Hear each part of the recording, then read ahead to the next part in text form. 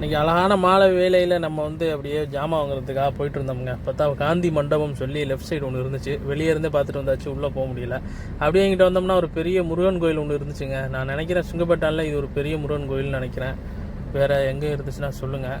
அப்படியே நம்ம டார்கெட்டை ரீச் பண்ணியாச்சு. என்னென்னு பார்த்தா லட்டு, கேக்கு, ஸ்வீட்டு, மைசூர் பாக், முந்திரி அல்வா, திருநெல்வேலி அல்வா, சொல்லவே வேணாம். கிட்டத்தட்ட ஒரு 80 வகை வெரைட்டிஸ் வச்சுருந்தாங்க.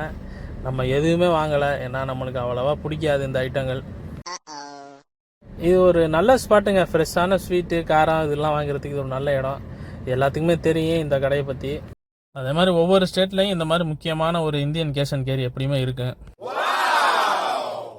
அதுக்குன்னு நம்ம ஒன்றும் பெரிய இந்த ஃபுட் ரிவ்யூவர்லாம் கிடையாதுங்க. நம்ம நல்லா இருந்தால் பசிக்குதான் எடுத்து சாப்பிட்டு எடுத்து வச்சுட்டு போயிட்டே இருக்க வேண்டியதாங்க. அங்கங்கே பசி எடுத்தா பலகாரம், சாப்பாடு இல்லை ஏதோ தின்பண்டம், பொருள் சுத்தமாக இருக்குது, விலை கரெக்டாக இருக்கா, எடுத்துகிட்டு போயிட்டே இருக்க வேண்டியதான்.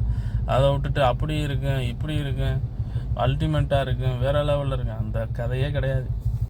நியாயமாக ரிவ்யூ பண்ணுறவங்களும் இருக்காங்க, பட் ஏமாத்தாதீங்க யாரையும். வீடியோ பிடிச்சிருந்தா லைக் அண்ட் ஃபாலோ பண்ணிக்கிறீங்க. அப்போ தான் நம்ம அப்லோட் பண்ணுற வீடியோ உங்களுக்கு நோட்டிஃபிகேஷனில் காட்டேன்.